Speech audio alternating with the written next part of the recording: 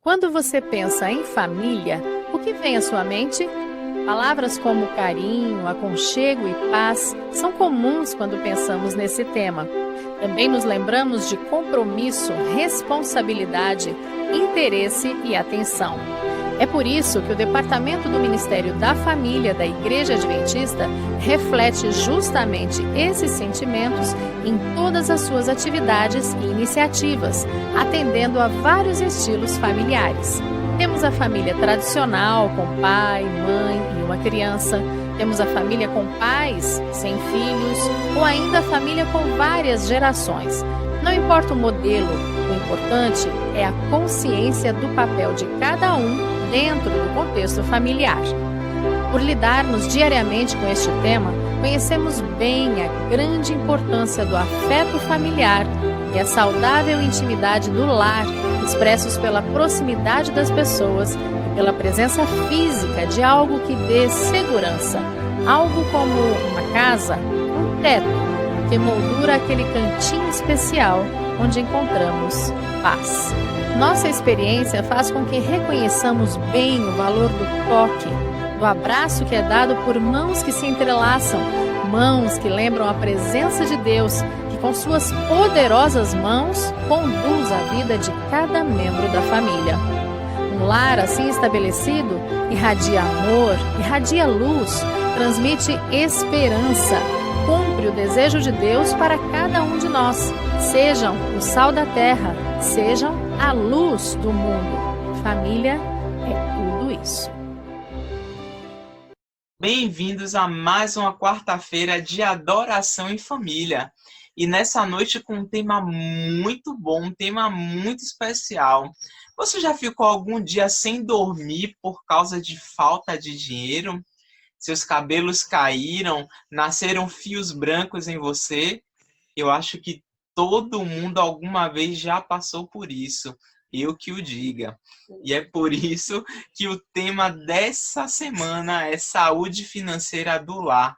É muito importante, mas muito importante você dividir a sua vida financeira com a sua família, com a sua esposa, com os seus filhos.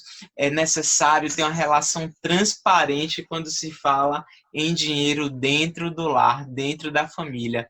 E hoje nós vamos aprender à luz da palavra de Deus e à luz também do conhecimento, não é, financeiro que a gente pode estar adquirindo, como gerir bem o nosso lar. Boa noite. Eu queria convidar a cada um de vocês nesse momento para que possamos juntos louvar a Deus cantando a música tema das quartas-feiras da família. O nome Família por Família.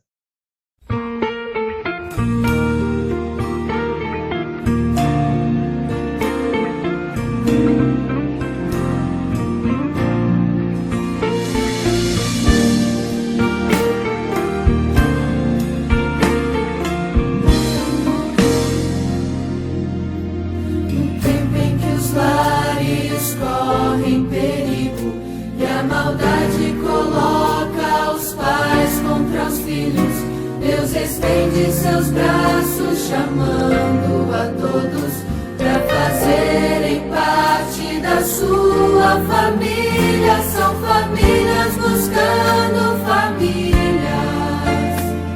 famílias salvando famílias, e através do seu poder, Deus então opera maravilhas, repartindo o amor de Deus, que convida, procura e alcança, revelando a sua família um futuro de esperança.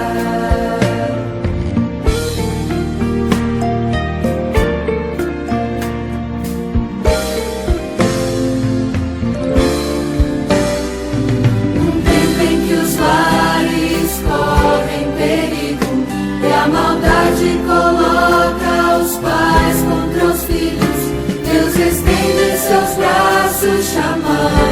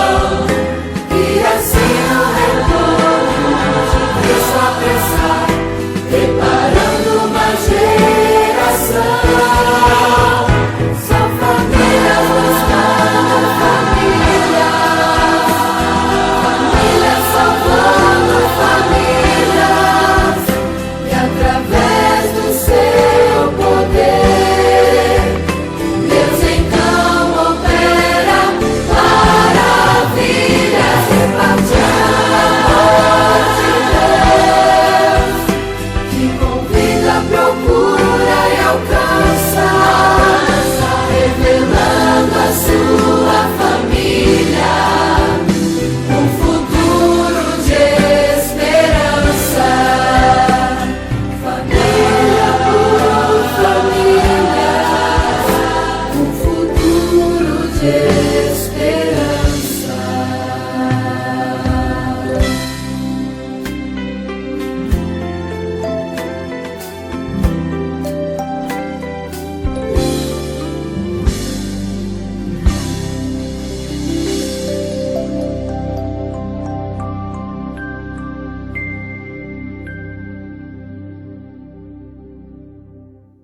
Chegou o momento de oração e quero convidar nesse momento Kellen Mendes para que ore conosco. Vamos curvar nossas frontes para falar com Deus.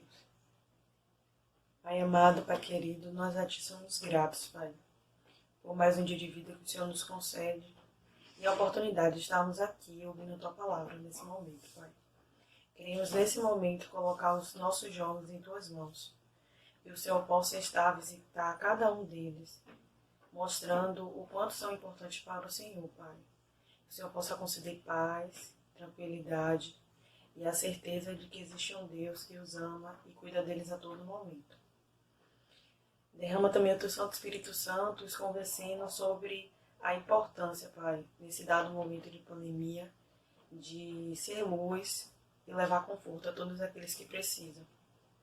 Olha também por todas as famílias dessa igreja, Pai. Que o Senhor possa estar visitando a cada família, que o Senhor possa estar concedendo paz a cada família e renovando a fé, Pai, de seus servos. Desde já te agradecemos, em nome do Teu Filho amado, Jesus, amém. Nesse momento eu quero chamar meu amigo Fernando Menezes, que todos vocês conhecem como Fernandinho, para louvar ao nosso Deus com uma canção especial.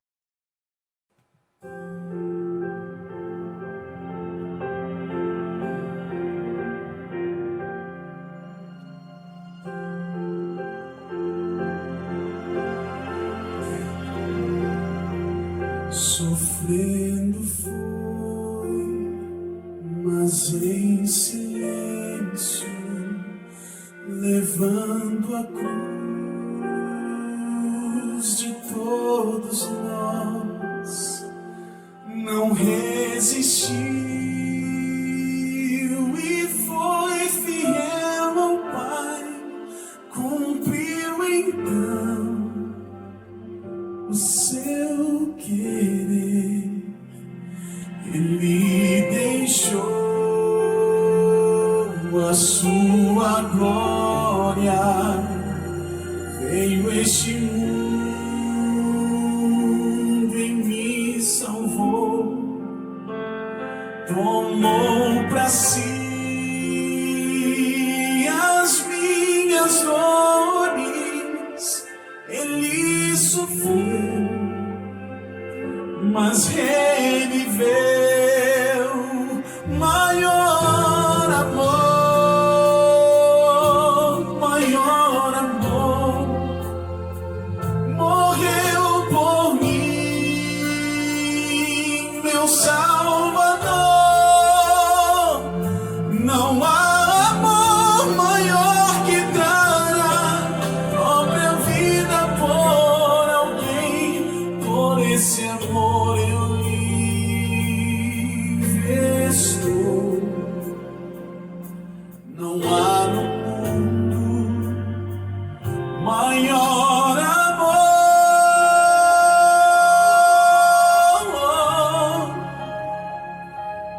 Meu amor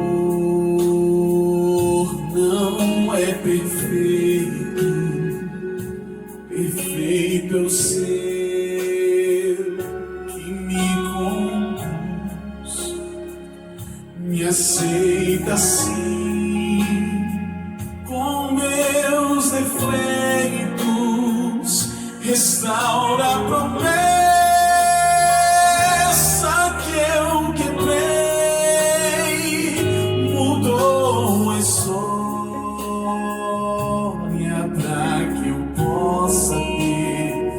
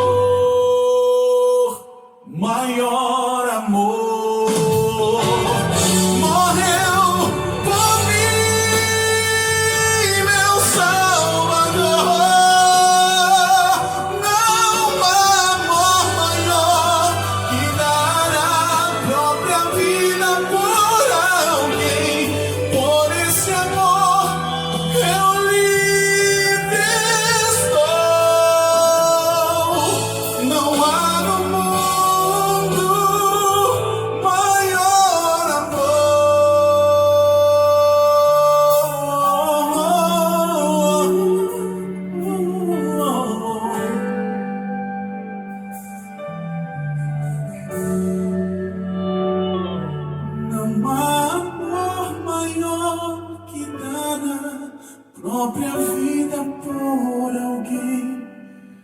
Por esse amor eu livre estou. Não há no mundo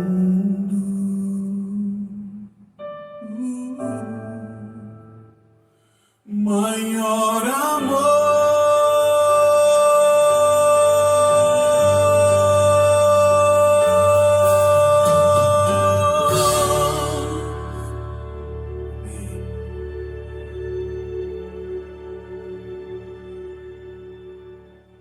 Bom, e agora chegou o momento da nossa pregação. Ouvimos a palavra de Deus. O tema dessa noite, como já foi dito, a saúde financeira no lar. E hoje quem está com a gente é o Danilo. Danilo, ele é tesoureiro da Associação Bahia e aceitou estar aqui conosco hoje para compartilhar o Pão da Vida conosco. Danilo, boa noite. Obrigado por ter aceito o nosso convite. E agora é com você. Eu quero começar agradecendo ao Departamento Life Família por ter me convidado para dividir a palavra de Deus com você nesse momento, em um tema que para mim é muito importante, é fundamental para a vida humana, fundamental para as famílias, que é o tema da saúde no lar. A saúde financeira na sua casa, no seu lar. Falando em lar, é uma alegria que está participando desse momento, que você abriu aí o seu lar, de certa forma, através dessa ferramenta de videoconferência, e podemos estar comungando uma fé, estar entrando na presença de Deus, ouvindo os seus conselhos através da sua palavra, através dessa ferramenta que nos possibilita congregarmos.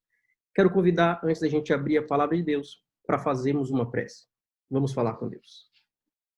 Nosso Pai Celeste, obrigado, Senhor, porque a saúde financeira do lar é um tema de total interesse teu. O Senhor tem interesse nesse assunto porque o Senhor tem interesse no bem-estar geral da vida humana. E através da tua palavra, das Santas Escrituras, nós temos orientação para diversos assuntos pertinentes à nossa vida.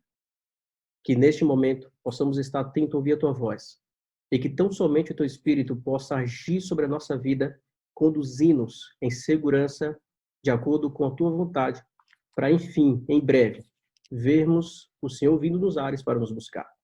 Abençoa nesse momento que vamos abrir a tua palavra para nos alimentarmos do pão espiritual. Nós oramos pelos méritos de Cristo. Amém. Eu quero convidar você a abrir a sua Bíblia. Abra sua Bíblia, por favor, no livro de 1 Timóteo, capítulo 6, a partir do versículo 6. O tema é um tema muito abrangente. Na Bíblia você vai encontrar diversos versos, diversas passagens falando sobre a saúde financeira, falando sobre finanças. Inclusive, esse assunto é um dos assuntos mais falados na Bíblia, desde Gênesis até o último livro da Bíblia. Você vai ver diversos conselhos, diversas orientações, diversas parábolas, diversas linhas de raciocínio divino que nos conduzem em segurança nesse tema que é tão fundamental e tão importante. A gente vai começar com esse verso, mas eu separei aqui 6 passagens bíblicas para a gente estudar nesse momento. As 3 primeiras passagens bíblicas que a gente vai refletir um pouco têm a ver com as finanças do seu lar diretamente. As outras 3 passagens bíblicas têm a ver com a sua relação, a relação da sua família com Deus nesse tema tão fundamental. Vamos começar pelo primeiro texto, que está aqui em 1 Timóteo, capítulo 6, a partir do verso 6. Vamos ler os 3 primeiros versos por enquanto. Versos 6, o 7 e 8. Diz assim: de fato, grande fonte de lucro é a piedade com o contentamento, porque nada temos trazido para o mundo, nem coisa alguma podemos levar dele. Tendo sustento e com o que nos vestir, estejamos contentes. Vamos meditar em algumas palavras que tem aqui nesses 3 versos. No verso 6, ele traz uma palavra muito comum, muito habitual, muito desejada em quem atua na área financeira. É a palavra lucro. Então, você vai escutar essa palavra muito. É o objetivo das pessoas, das organizações, é obter lucro. É interessante que o apóstolo aqui está falando de lucro, de algo que é um objetivo fundamental, de algo que é uma busca, de algo que as pessoas recorrem, de que as pessoas desejam. e aqui o verso está dizendo de lucro, mas é interessante que o lucro aqui não é simplesmente o lucro material, o lucro nos negócios, o lucro nas suas finanças pessoais. Aqui vai além. Aqui o texto fala assim, grande fonte de lucro, aí ele traz o que é uma grande fonte de lucro. Na ótica divina, é a piedade com o contentamento. Quando a gente vê a palavra piedade, para a gente entender um pouquinho mais dessa palavra, a gente precisa recorrer ao original, que é o grego. O Novo Testamento foi escrito em grego, e no original a palavra piedade significa eusebeia. E eusebeia significa piedade, como a qual conhecemos, mas ele tem um significado mais profundo. A palavra eusebeia também significa, também é traduzida como devoção e religiosidade. Em outras palavras, a gente começa no primeiro verso, Deus dizendo o seguinte, olha, você quer ter grande fonte de lucro na sua vida, você quer ter algo que realmente é desejado na área financeira, que é o mais desejado, a melhor fonte de lucro, a melhor fonte de satisfação, de busca do resultado que todos querem nessa área, é a confiança plena em Deus como nosso guia financeiro. O Deus deve ser o nosso gestor financeiro. Ele tem os melhores conselhos, os melhores caminhos nesta área tão importante da nossa vida. Falando sobre Deus como nosso gestor financeiro, nós temos a pessoa de Jesus, que ao longo da sua estada aqui nesse planeta, ele teve diversos sermões, diversas parábolas, diversos conselhos, diversas orientações, e na maioria de seus textos, ele teve 2 assuntos que ele gostava muito de falar. O assunto que Cristo mais falou nas Escrituras, enquanto esteve aqui na Terra, foi sobre o reino de Deus. Esse era o assunto favorito de Jesus. Era o assunto que sempre ele estava explicando, orientando, falando a respeito. Um segundo assunto tão falado, o segundo mais falado, era sobre dinheiro, sobre finanças. Veja, se Jesus falou tanto sobre esse assunto, tanto sobre finanças, não devíamos ter um pouco mais de atenção sobre esse tema? Não devíamos estar um pouco mais atento ao porquê que o mestre deu tanta atenção a esse assunto? E o primeiro verso aqui já diz que a maior fonte de lucro é a piedade, ou seja, é a gente buscar um lucro do ponto de vista divino, através de uma devoção, através de buscar a sabedoria do céu para saber lidar com o recurso, para saber lidar com o dinheiro, a saber fazer gestão sobre os nossos bens, é o primeiro ponto, sobre uma ótica religiosa, sobre uma ótica divina. E com isso, vamos ter contentamento, vamos ter satisfação sobre essa área da nossa vida, vamos ter sucesso nessa caminhada. Dê uma olhada nos versos seguintes. Olha o que diz o verso 7, que a gente leu, vamos ler mais uma vez, assim, portanto, nada temos trazido para o mundo, nem coisa alguma podemos levar dele. Aqui estamos só de passagem, e nós recebemos bênçãos de Deus, recebemos os bens ofertados por ele, recebemos a dádiva de ter uma renda que vem de Deus, porque todo ouro e toda prata pertence ao Senhor, ele nos dá para administrarmos, para nossa manutenção, para que consigamos alcançar os objetivos da família, para que possamos, através desse assunto, desse recurso, termos bênçãos diretas do céu. Mas as bênçãos dos céus vêm com os conselhos dos céus. Dá uma olhada no verso 8, ele diz assim, tendo sustento e com que nos vestir. Qual deve ser a nossa fonte de alegria, de satisfação na área financeira? E aqui está a resposta. Nós devemos buscar o nosso sustento e também o que nos vestir. E recorrendo mais uma vez para o original, no grego, a palavra vestir, lá no original, está como cobrir. Ou seja, aqui se refere não só ao vestuário, a roupa, a vestimenta, mas também ao teto, a um abrigo, a algo que possamos, a um local onde possamos conduzir a nossa família, deixar a nossa família com segurança. O que devemos buscar como principal no aspecto financeiro?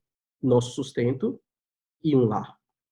Um lar onde possa trazer conforto, segurança, os itens essenciais para que possamos viver aqui na Terra através e ter as bênçãos primordiais de Deus através da nossa família. Deus quer proteger nossas famílias e Ele quer cuidar de nossas famílias.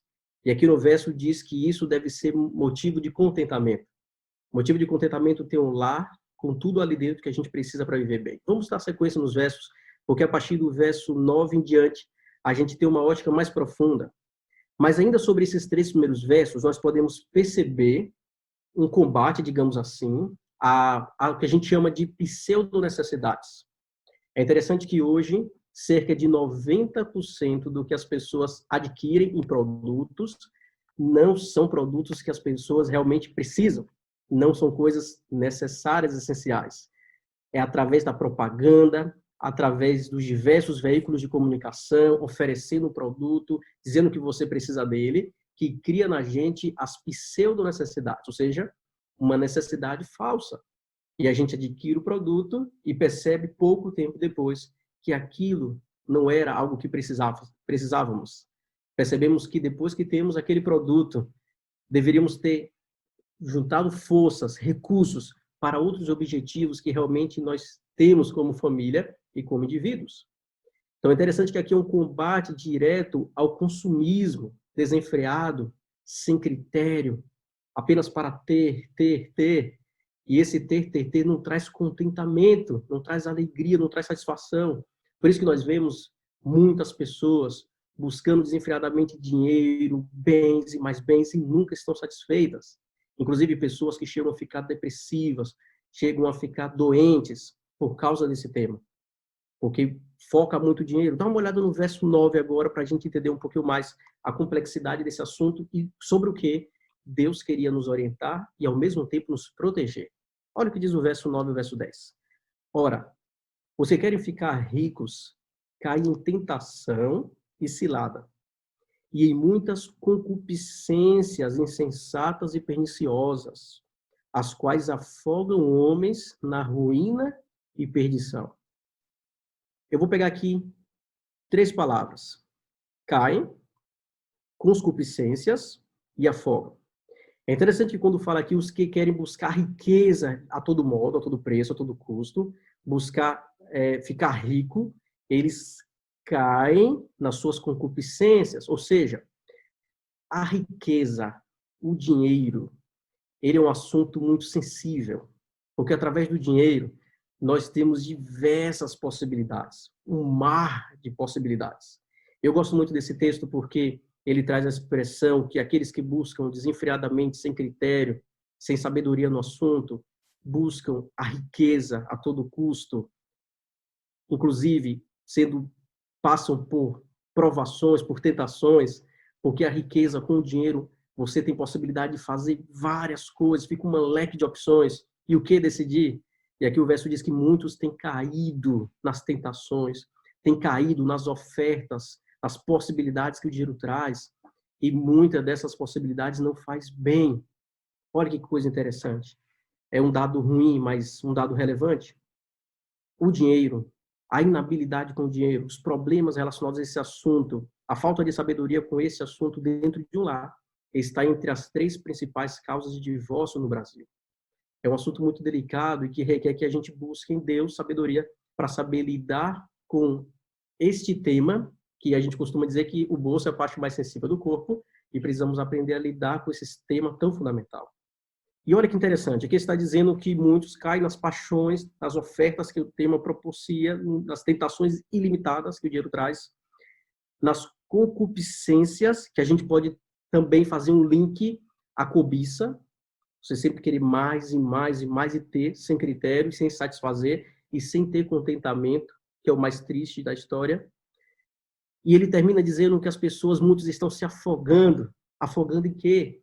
Nesse mar de possibilidade que o dinheiro traz, nesse mar de opções, nesse leque de produtos, e as pessoas mergulham nesse mar sem saber nadar, sem conhecer o mar, sem saber da correnteza, sem saber da profundidade, sem saber dos perigos.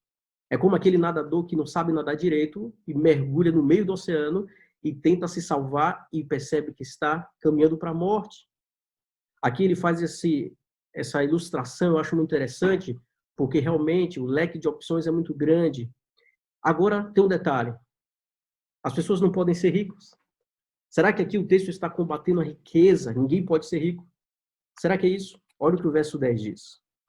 Por quê? Agora ele está dando a resposta, porque aqui é uma afirmação, não um porquê de pergunta, mas um porquê de afirmação.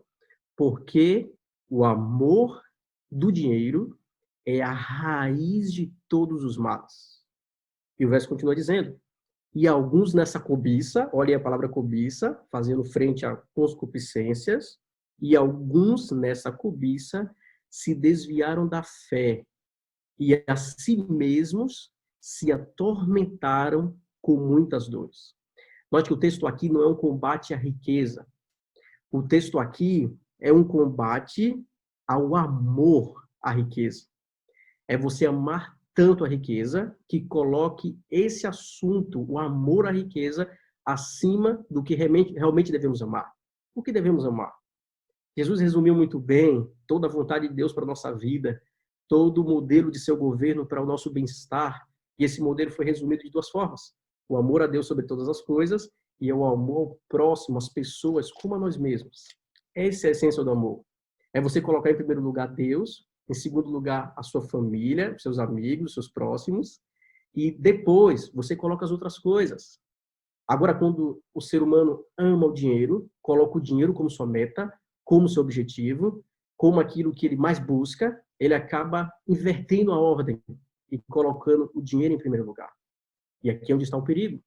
A questão aqui não é a riqueza, a questão aqui é a riqueza dominar o ser humano. A questão aqui, no problema não é o dinheiro, o problema é o dinheiro dominar o ser humano. E eu acho interessante que aqui o apóstolo Paulo, ele não fala assim, porque o amor ao dinheiro é o tronco de todos os males. Ele também não diz, porque o amor ao dinheiro é os ramos, são as flores, são as folhas. Não, ele diz, é a raiz. É a raiz. Esse assunto é tão delicado, porque a raiz é algo que a gente não consegue ver. É algo que parece que não está fazendo uma influência, é algo que é oculto, é algo que a gente não percebe. E aqui é algo muito sutil. Por isso que Jesus falou tanto sobre esse tema. É um tema muito delicado, é um tema que a gente precisa dedicar atenção, estudo.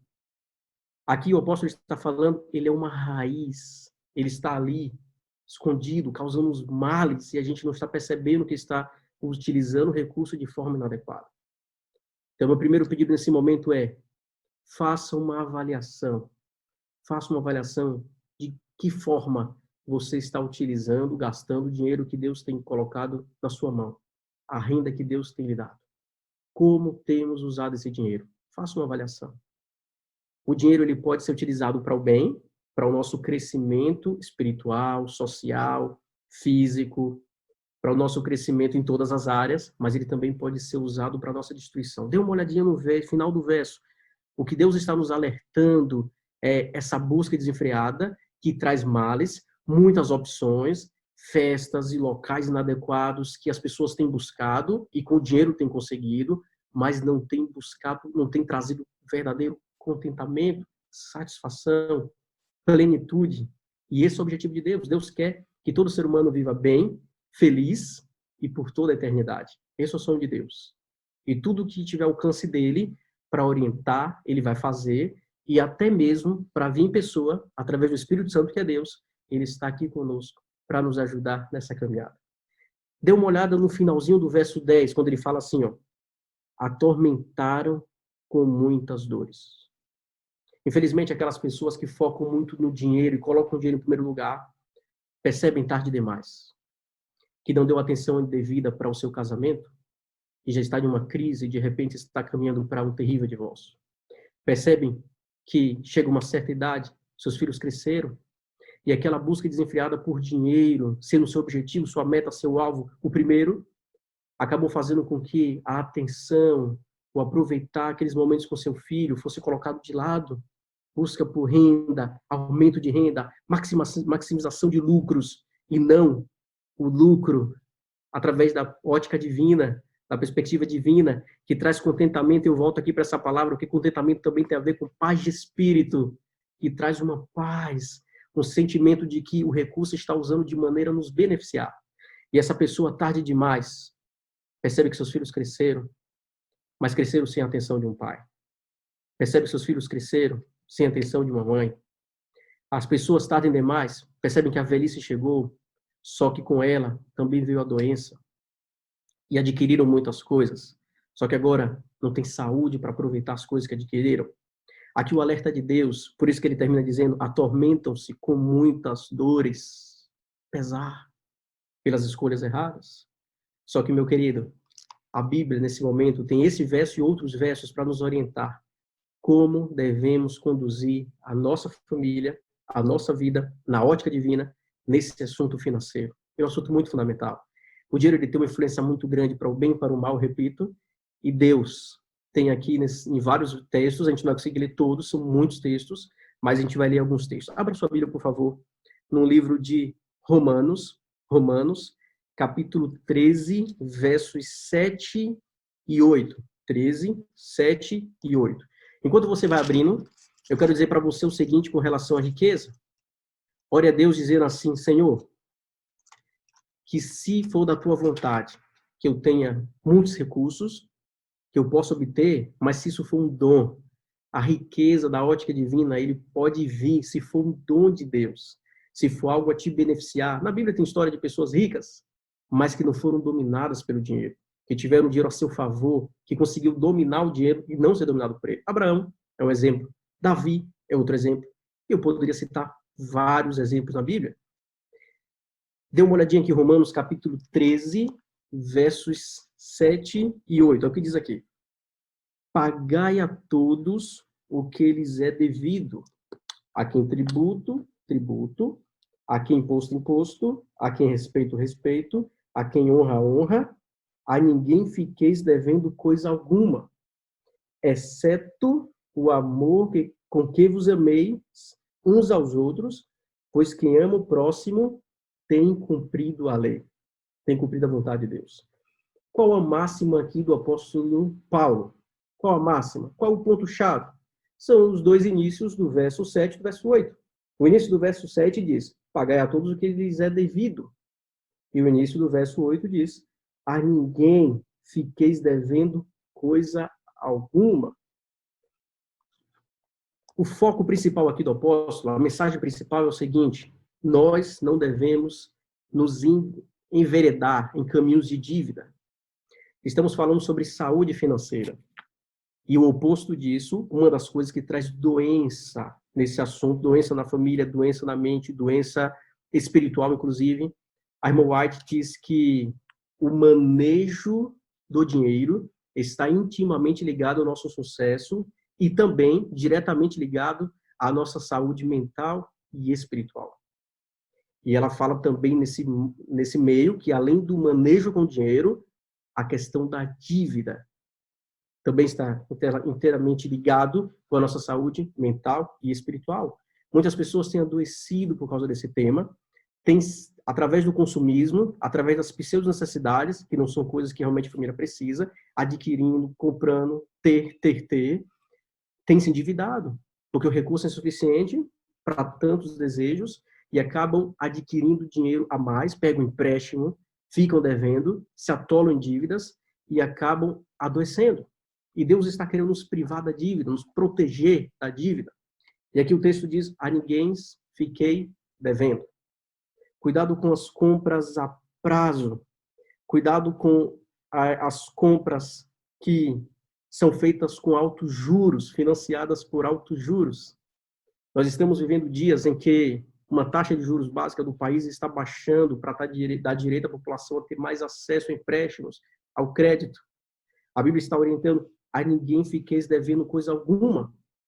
Você já fez uma lista do que realmente você precisa? E aqui eu vou dar já um conselho, que é uma dica do ponto de vista financeiro. Você que é solteiro, aí eu acredito que o tema que você tem que estudar é finanças pessoais. Mas se você for casado, a partir do momento que você casou, o tema finanças pessoais ele deixa de existir e agora passa a existir finanças da família. Quando você casa, as finanças não é mais do indivíduo, as finanças é do lar.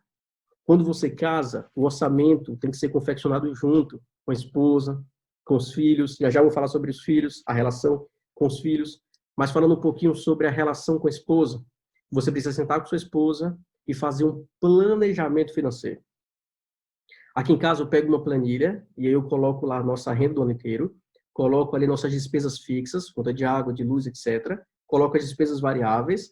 No final, coloco uma reserva financeira entre 10% a 30%. Você tem que ter uma reserva. Tem uma máxima que diz, não gaste tudo que você ganha.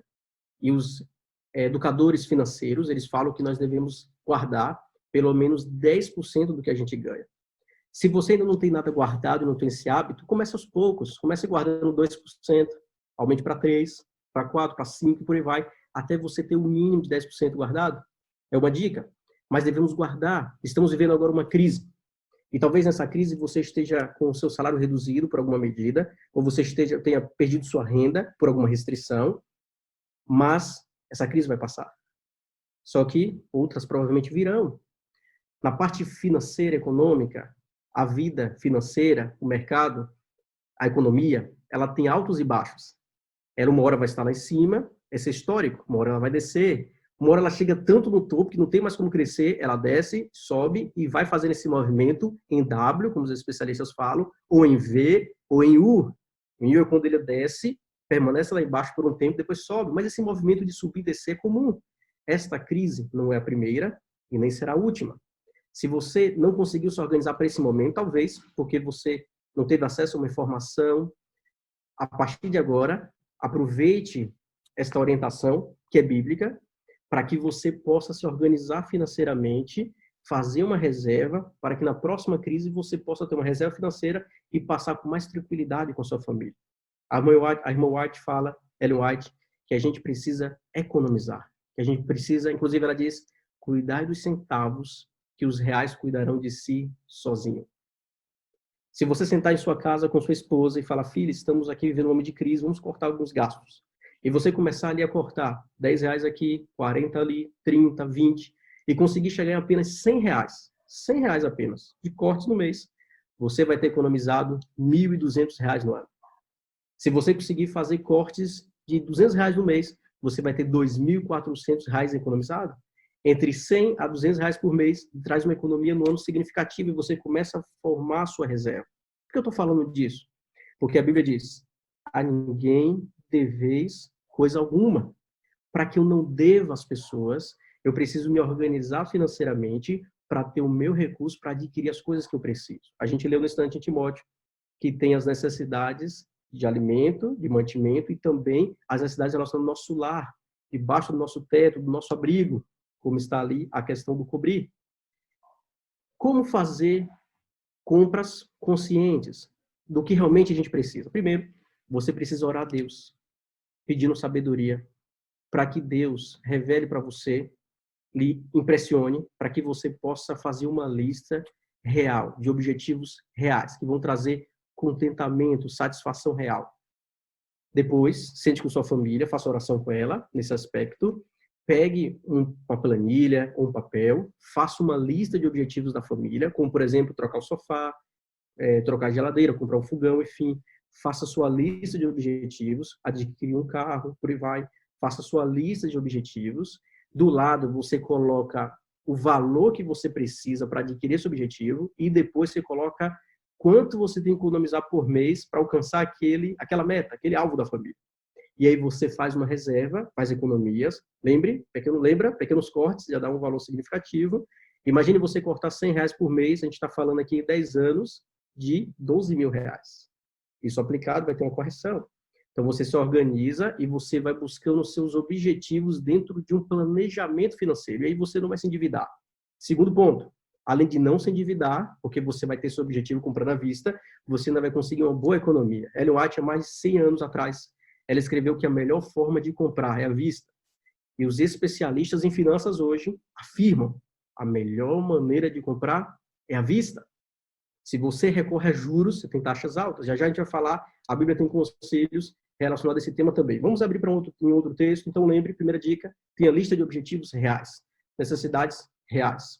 Uma viagem pode estar ali naquela lista, com a família. Se planeje, guarde recursos para isso. Algo que beneficie o seu lar, algo que traz satisfação para a sua família, para o seu teto, algo que seja benéfico a todos. Vamos para um outro texto aqui, Provérbios, capítulo 22, versos 6 e 7. A Bíblia, eu repito, ele é o melhor manual financeiro que você pode ter. Ele vai ter dicas de um Deus sábio, o ser mais sábio do universo. Capítulo 22, Provérbios 22, versos 6 e verso 7. A gente falou primeiro sobre a perspectiva de Deus para esse assunto, A gente falou em seguida sobre a questão do endividamento, do cuidado que devemos ter. Deus está preocupado diretamente com isso, porque Ele quer nos proteger, quer nos dar saúde. E nós estamos agora, vamos falar sobre não só a esposa, o cônjuge, agora vamos falar sobre os filhos. Olha que interessante. Versos 6 e 7. Ensina a criança no caminho em que deve andar, e ainda quando for velho, não se desviará dele. E o verso seguinte diz: o rico domina sobre o pobre, e o que toma emprestado é servo de quem empresta. Nós utilizamos o verso 6, que provavelmente você sabe de cor: ensina a criança no caminho que deve andar, e quando for velho, não se desviará dele. Nós utilizamos muito esse verso para falar que a gente deve orientar os nossos filhos com relação a boas decisões na área de relacionamento, por exemplo, que está correto. Nós usamos muito esse verso para dizer que devemos orientar os nossos filhos, desde pequeno, nos caminhos do Senhor, que está correto. Tudo isso está certo. Aqui está falando do caminho, o caminho como um todo. E que é um caminho? Jesus diz: eu sou o caminho, a verdade e a vida. Está correto. Tudo que for da ótica de Deus, que ensinemos aos nossos pequenos, está certo. Mas vamos pegar um pouquinho do contexto. Será que aqui também tem a ver com finanças? Será que o autor do livro, inspirado por Deus, será que ele também estava se referindo a finanças para os nossos pequenos?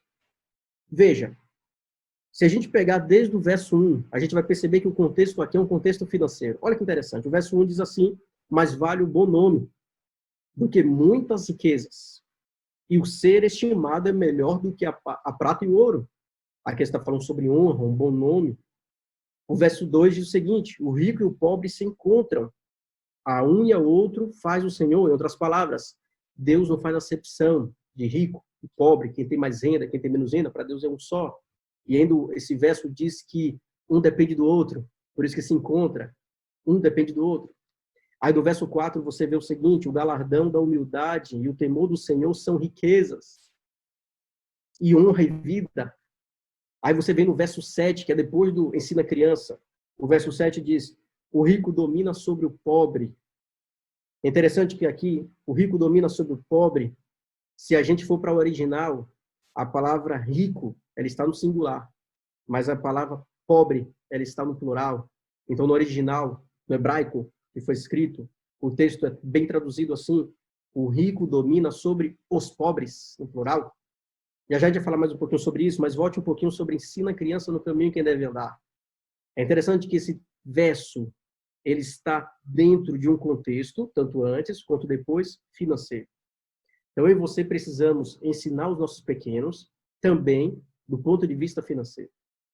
Como eu gosto muito do tema, e não só por isso, você também deveria fazer isso, deve fazer isso, é um conselho, eu gosto muito de falar sobre o assunto com meus filhos. Quando a gente vai em alguma loja e o meu filho vê um brinquedo, ele olha para mim e pergunta: papai, esse é caro? E se eu disser para ele, sim, filho, esse é caro, ele imediatamente põe o brinquedo lá, tranquilo, e não pega, e não fica gritando, querendo aquele bem, aquele produto. Mas por quê? Não foi porque um dia eu falei para ele que não ia comprar porque era caro, e ele ficou gritando na loja, chorando, não por isso. Mas porque a gente envolve ele no aspecto financeiro.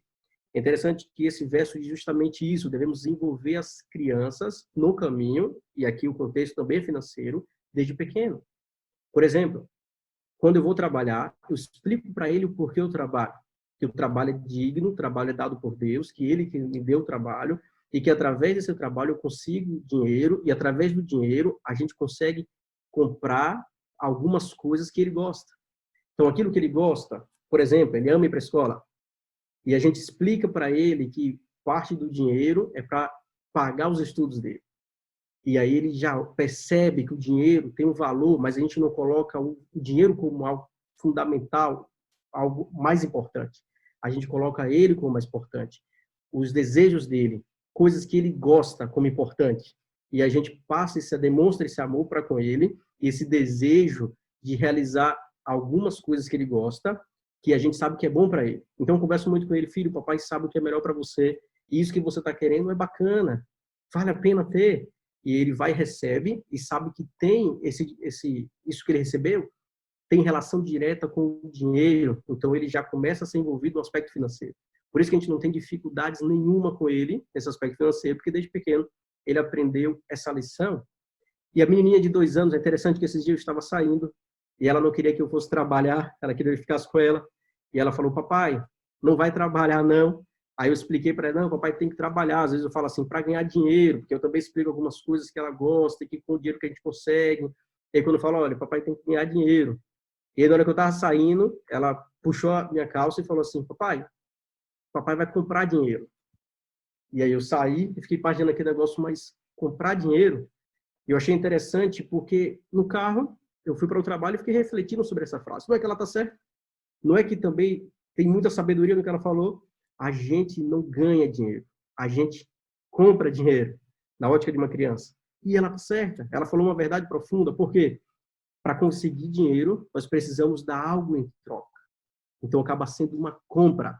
Nós oferecemos algo, damos algo para receber algo de volta. Você dá a sua mão de obra, você dá o seu esforço, você oferece as suas competências, você oferece o seu conhecimento, você oferece o seu tempo. Por isso que quando Deus fala que a questão do dinheiro tem que ser lidada com muita sabedoria, é porque nós precisamos saber oferecer o nosso tempo na medida certa. Há tempo para todo o propósito debaixo da terra. Há tempo para trabalhar, há tempo para cuidar da família, há tempo para tudo.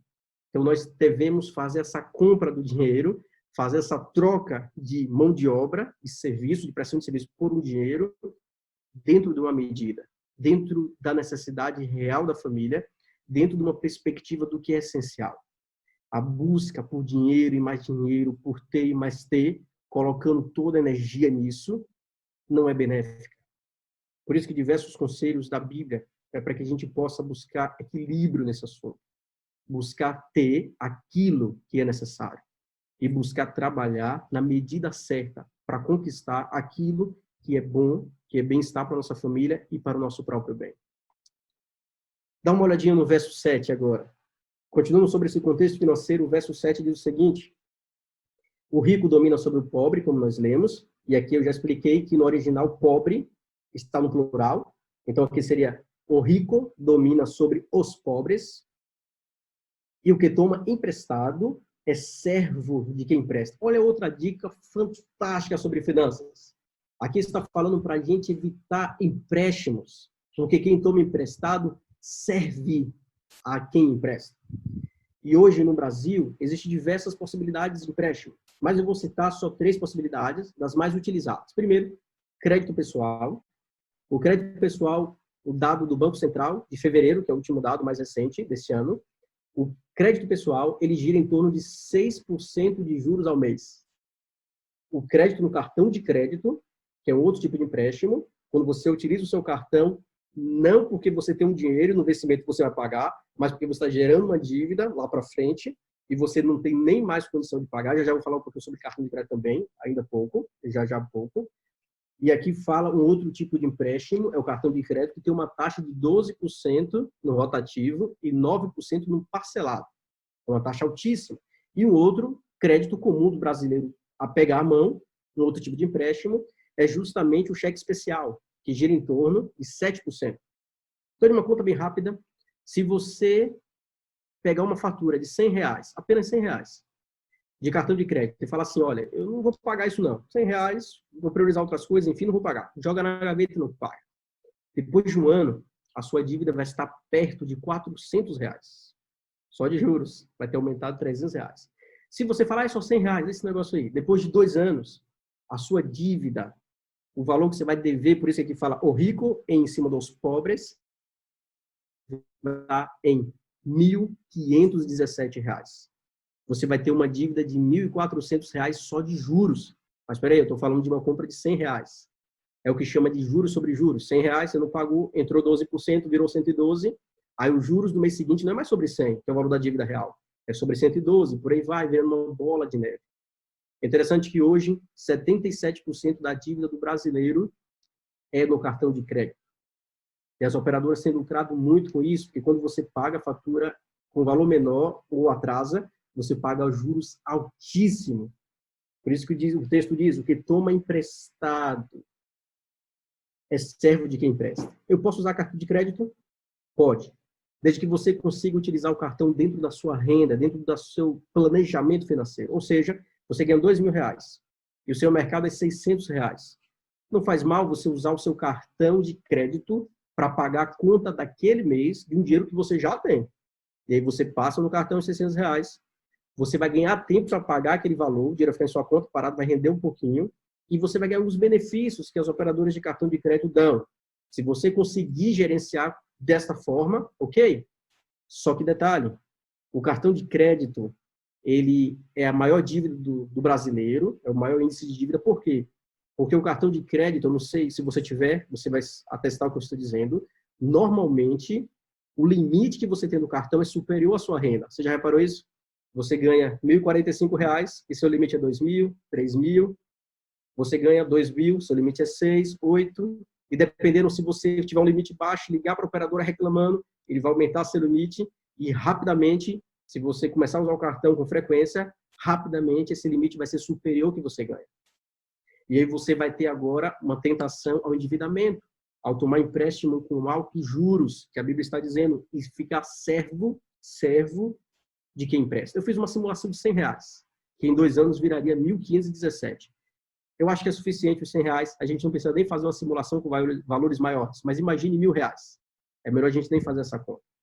Mas voltando para aqui, o texto bíblico, Deus está nos protegendo mais uma vez. Cuidado também porque a palavra crédito é para fazer com que você sempre tenha no seu subconsciente, crédito é uma coisa boa, e use sem critério. E sem critério, você pode incorrer em dívidas. E aí a gente volta à questão que lemos há pouco em Romanos, que a questão de dever ao outro, a gente sabe que leva a doença, a enfermidades.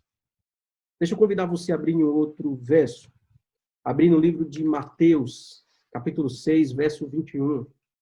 Mateus, capítulo 6, 21. Até agora nós lemos três textos, passagens que falam sobre a relação finanças com a família. Agora vamos ver passagem da relação família com Deus. As finanças da família para com Deus. Mateus, capítulo 6,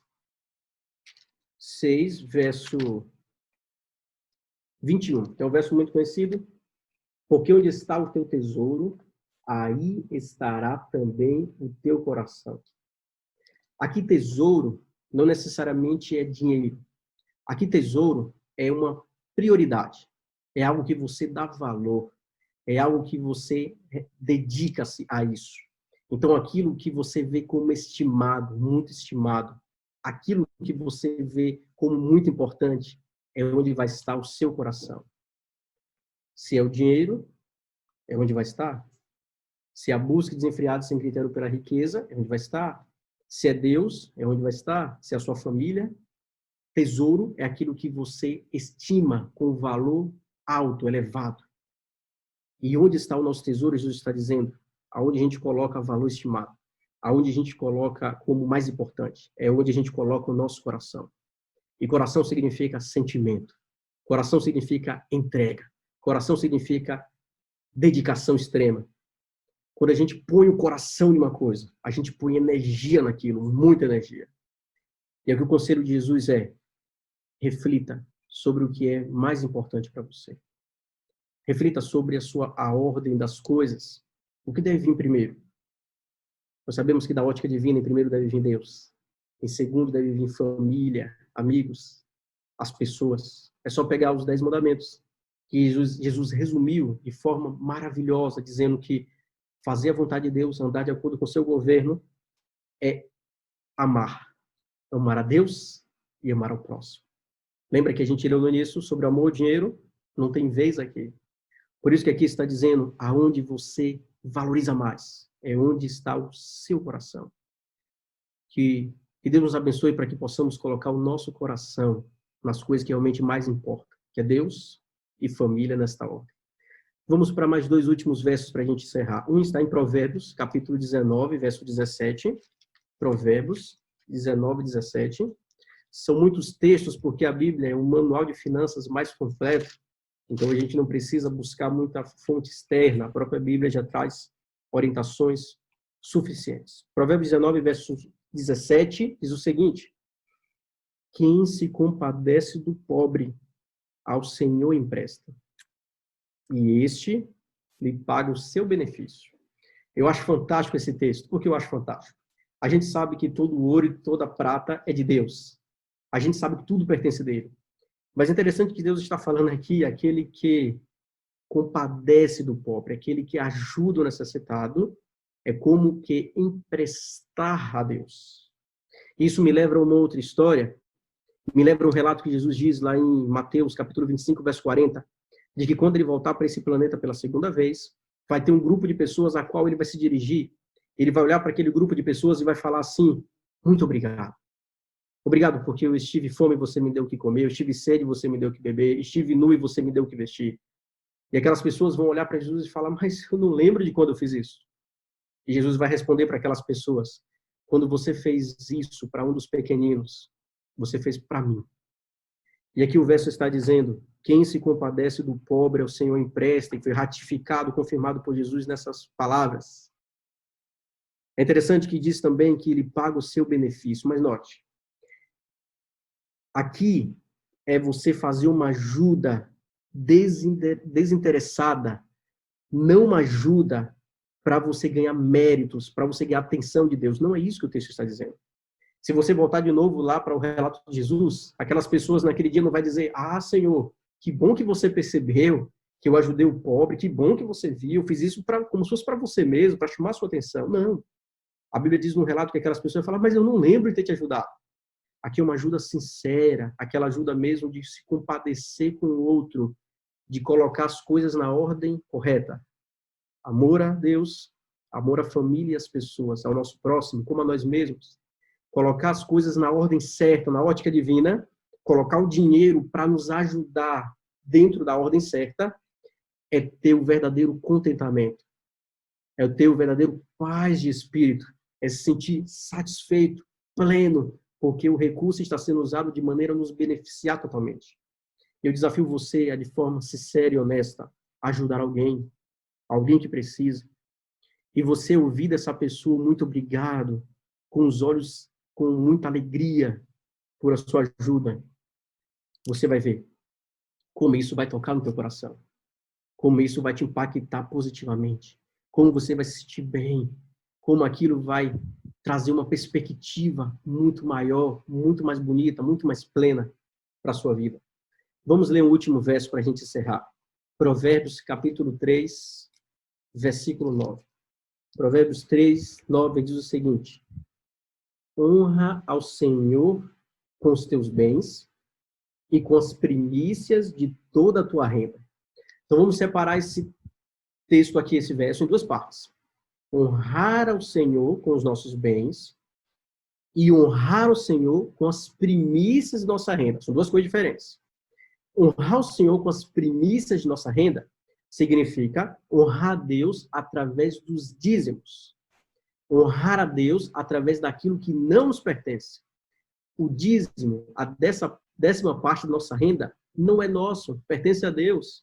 E quando a gente reconhece a supremacia de Deus, reconhece que Ele é dono de tudo, e reconhece, acima de tudo, que esse dinheiro não é nosso, a gente entrega ao altar porque não é nosso. Assim como a gente não deve dever a ninguém, a gente não deve reter o que é de Deus, que não é nosso. Quando a gente entrega no altar o que não é nosso, o que não nos pertence, que não é de direito, que é os 10%, logicamente tem as ofertas, tem seu pacto de gratidão, de alegria pelas bênçãos recebidas, proporcionais às bênçãos recebidas. Mas quando você pega o dízimo e recebe, para e fala: opa, isso aqui eu não quero nem encostar porque não é meu, entrega o altar, você está honrando a Deus. Você está reconhecendo que Ele é o dono de todas as coisas. E ao fazer isso, está acontecendo duas coisas. Primeiro, você está sendo beneficiado diretamente. Porque ao tirar o valor e entregar ao Senhor, a qual pertence esse valor, você está tirando da sua renda e aquilo está tendo uma influência positiva na sua vida, está te ajudando a vencer algumas coisas como o egoísmo, por exemplo. Aquele tirar o dinheiro está te ajudando a vencer a cobiça, ao querer ter, porque você percebe que não é seu. O fato de você entregar já está te ajudando diretamente. E também, o fato de você entregar no altar, você está contribuindo com a pregação do Evangelho a todo mundo. Jesus, antes de ir para o céu, ele disse para pregarmos o Evangelho a todo mundo, a toda nação, a toda tribo, a toda língua. e então viria o fim. Então ele retornaria para esse mundo e resolveria todos os problemas de uma vez só. Recriaria-o perfeito como era desde o início. Que maravilha, esperança. E aqui nós verificamos essa parte, esse benefício de se envolver diretamente na missão, na pregação a todo mundo. E por fim, uma outra parte de honrar a Deus é também com o que fica com a gente. Nós precisamos ter critérios, sabedoria para gerir, administrar os 80%, 70%, 85%, não sei qual é o seu pacto de ofertas, mas gerenciar o que fica para sua manutenção. Aqui está dizendo que ter sabedoria para utilizar o dinheiro, utilizar o recurso na perspectiva de Deus, honra ao Senhor. Nós vimos algumas dicas de como utilizar o recurso de maneira correta, na perspectiva divina. Tem diversas dicas. Mas eu não queria que esse tema encerrasse aqui. Pesquise na sua Bíblia a palavra dinheiro, a palavra riqueza, e aprofunde-se mais no tema. E você vai perceber na ótica divina qual é o plano de Deus para a sua vida, para a sua família, dentro desta área tão importante, que tem uma ligação e influência direta com todos os aspectos da sua vida. Direta. E Deus vai te abençoar. Eu quero convidar nesse momento, antes da gente orar, o irmão Fernandinho. Ele vai louvar o Senhor. E quero convidar você a meditar na letra dessa música. E no momento que ele estiver cantando, faça sua oração com Deus. Peça que Deus traga para o seu lar saúde financeira. Traga para o seu lar a perspectiva dele frente a esse tema, as finanças do lar e as finanças na ótica divina.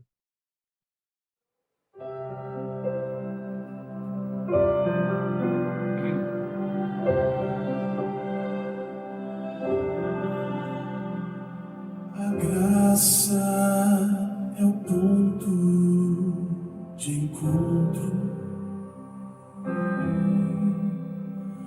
lugar onde os fardos se espalham no chão, onde todo que chega cansado, tranquilo descansa o seu coração. A graça se explica em uma cruz. Lá eu posso entender o que o céu me traduz. A morte era minha sentença, mas agora sou livre em Jesus.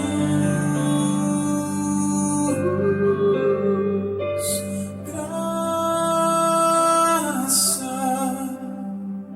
simples assim, perdão se recebe, se aceita. Pecado não se explica, pecado se paga e Cristo pagou por mim.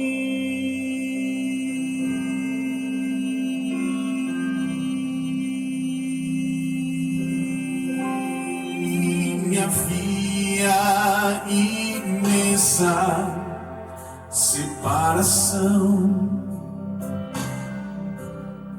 entre a raça caída e o Deus do perdão, mas a graça fechou o abismo e sem hesitar estendeu-nos a mão, mostrou-nos a estrada de volta.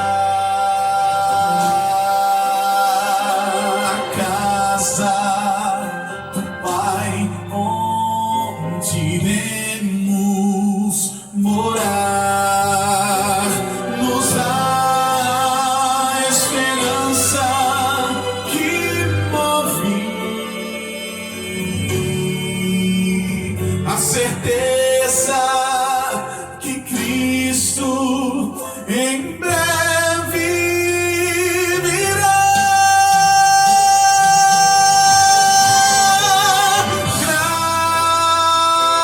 Graça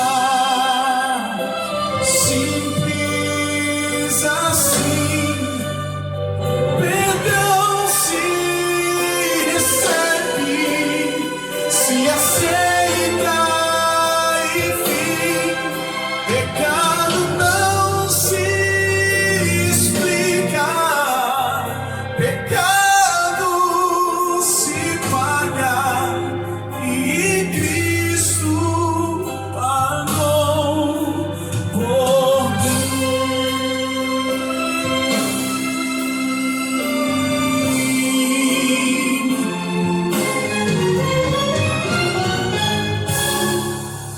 Graça simples assim, perdão se recebe, se aceita e enfim, pecado não se explica, pecado se paga e Cristo pagou por mim.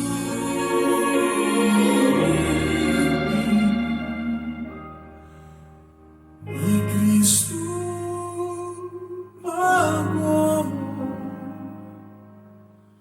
por mim.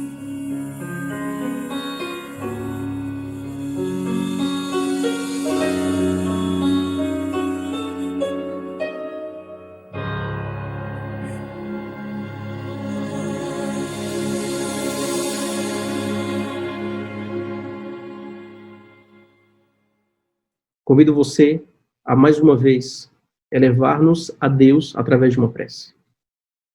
Nosso Pai Celeste, obrigado, Senhor, porque na Bíblia encontramos o manual do bem-estar do ser humano. O manual que está completo. A Bíblia é o livro mais completo de todo o planeta. É um livro sagrado que nos orienta em todas as áreas da existência humana. Obrigado, Senhor, porque uma das áreas é a área financeira, e nós temos na Bíblia diversos conselhos, diversas orientações. Se a gente for parar para ter atenção, inclusive, no que Cristo falou, nós vamos ver muitos assuntos pertinentes à área financeira, ao cuidado que o Senhor tem para nos proteger nesse aspecto, para nos trazer satisfação, bem-estar, contentamento em relação ao uso do dinheiro de forma adequada da ótica divina.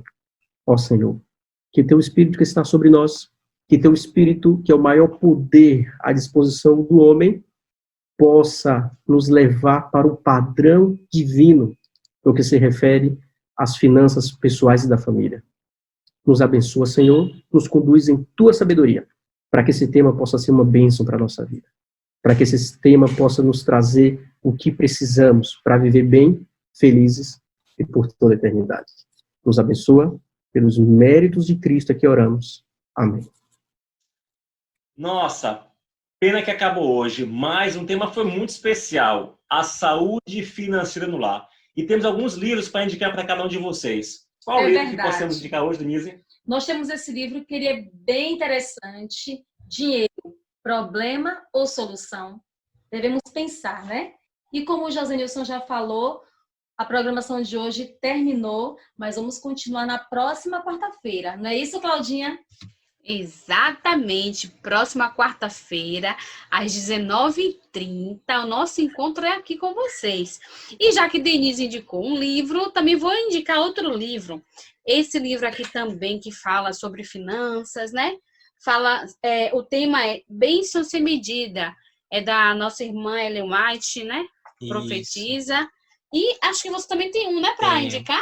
Mas antes, esse aqui, se você não tiver esse aqui com essa capa em casa, você pode ler o livro Conselhos sobre Mordomia.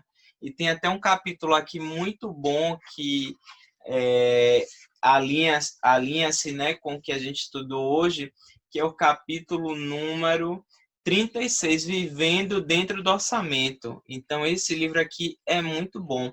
Agora eu quero indicar para vocês um outro livro. A gente indicou 2 livros da nossa igreja, que eu vou indicar um livro secular, que é o do Tiago Nigro. Ele tem um canal no YouTube chamado O Primo Rico. Você pode dar uma olhadinha no canal dele.